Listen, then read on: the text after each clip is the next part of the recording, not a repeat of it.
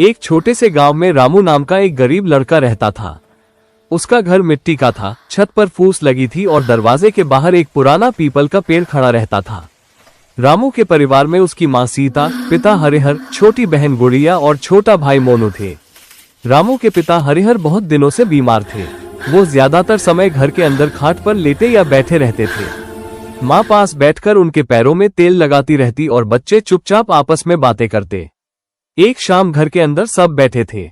माँ बोली, बेटा रामू, दवा खत्म हो गई है, पैसे नहीं है। पिता ने धीमी आवाज में कहा, भगवान जाने कब हमारी तकदीर बदलेगी। रामू की आंखों में आंसू आ गए। उसने मन ही मन ठान लिया कि कुछ न कुछ जरूर करेगा। अगली सुबह रामू पास के घने जंगल में लकड़ी काटने गया।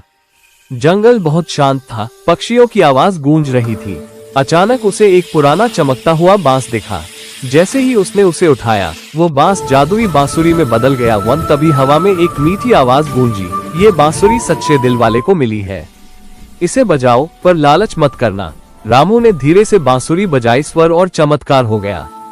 पेड़ झूमने लगे, जानवर मुस्कुराने लगे और जंगल का रास्ता अपने आप साफ हो गया। रामू घर लौटा और परिवार को सब बताया।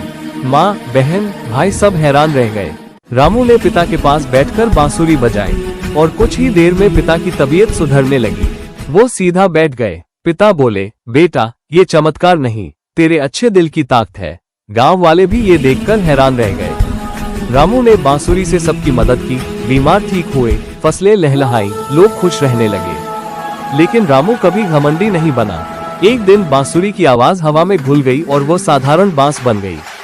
रामू मुस्कुराया, क्योंकि अब उसे समझ आ गया था, सच्चा जादू किसी वस्तु में नहीं, बल्कि अच्छे दिल, मेहनत और परिवार के प्यार में होता है। लालच से नहीं, मदद से खुशियां आती है।